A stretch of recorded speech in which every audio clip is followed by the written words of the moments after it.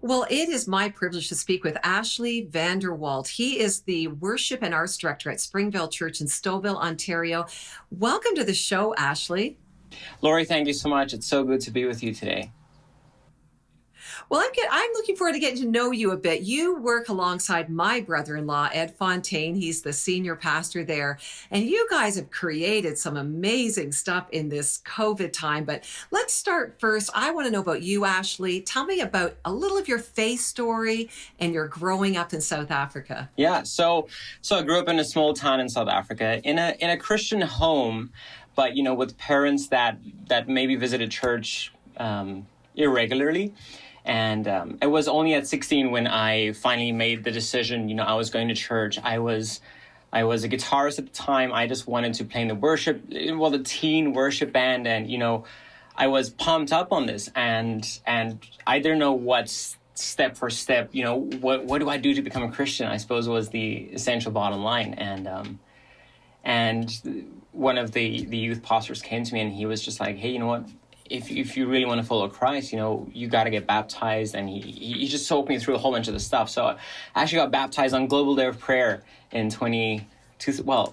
Almost at 2016, 2006. And, that just laid out this world for me where I went to go study law and then sound engineering. I started working at this great church, Mosaic Church in Johannesburg, which was my first transition out of the sound engineering world into the church world. And it was a really big church with amazing, phenomenal teams, tech everywhere. And that really got me set up for success, coming from a really, really small church to seeing a really, really big church, I suppose. And then 4 years went by. Me and my wife, we just had a daughter, and we really had this thing on wanting to move to Canada. And for years, even before I started Mosaic, we almost went to Edmonton. And, things just worked out. I called Lillian up one day. It was like 12 o'clock at night in South Africa. And I just called her up and I was like, hey, so you guys have a position for a worship and arts director, and I would like to apply. And 6 months later, we were flying to Canada. We arrived here in 2019. Amazing. What I really loved about Springvale was the small church and the big church. Springvale was in the middle. And it was a dream pod, just this.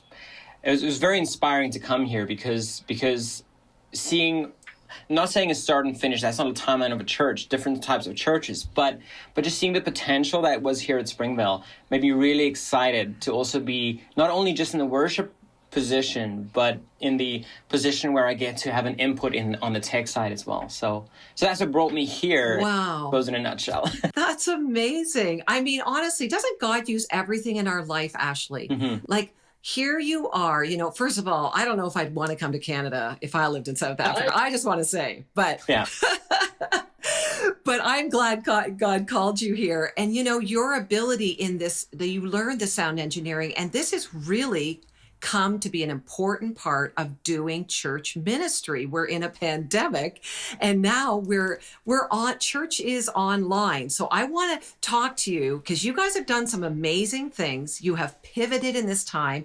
Tell us a little bit about, maybe briefly, Springvale before the pandemic, okay, and their online approach, and now the pivoted response. What has happened at your church right now? Yeah, so when I got here, we had a couple of cameras lying around, but there wasn't anything video orientated. So immediately I grabbed one of our great volunteers, Suen Chan, and he was a photographer and a videographer. And I was like, hey, we were about 4 months into my job. I was like, we got to put something on YouTube. Like, YouTube is like Netflix for your church. It's like your front door. Like, we got to be there. And we started just pre-recording the sermon, uploading the sermon. We did that for a couple of months, and we saw okay results, but it was just something new. And then I decided, for my 2020 vision, I want us to be able to live stream our services. So it took me about another 6 months of prep, just putting in cables, installing lines, getting things to a point, getting all the staff to subscribe to our channel to get a custom YouTube name, all these things.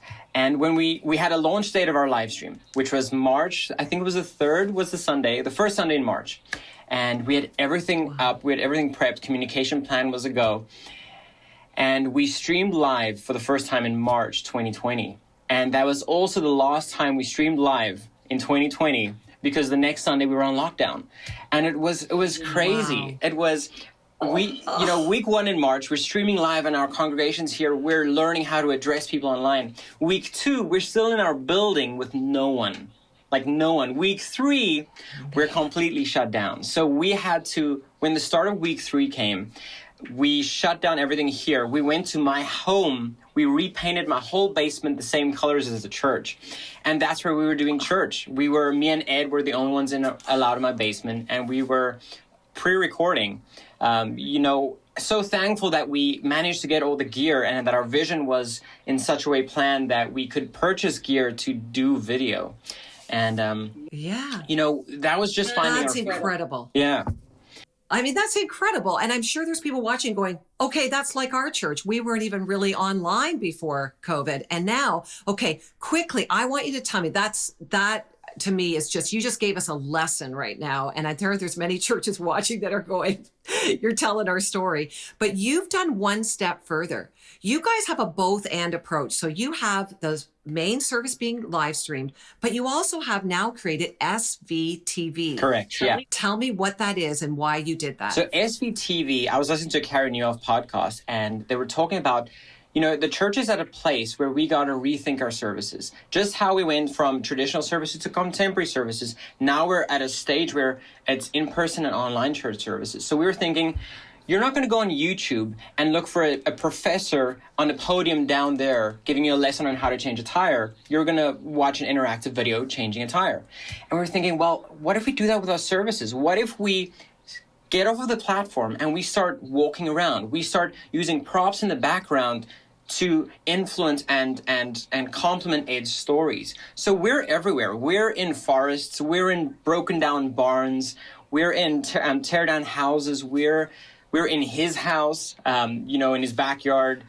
We're anywhere, wherever the story and his illustrations take us, which makes it phenomenal because we're portable. Cameras have batteries. You just put on a lapel mic and you go.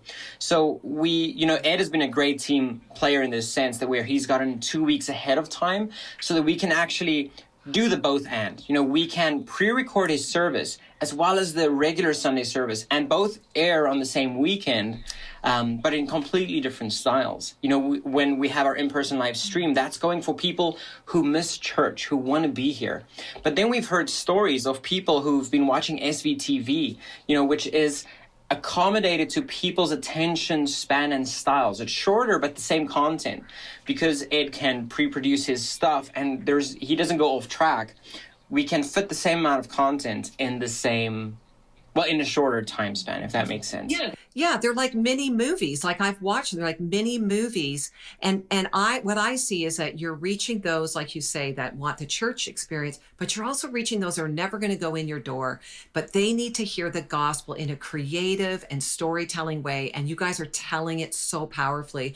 Well, Ashley, I wish we had more time because we're just learning so much from you. I'm glad you came to Canada. Okay. Thank you so much. And keep doing what you're doing. And thank you for sharing the Springvale Minutes with us because we feature Ed and other like yourself and other staff members on our show regularly. So we thank you for your contribution. Thank you so much, Ashley. Lorie, thank you so much for your time. I really appreciate sharing it.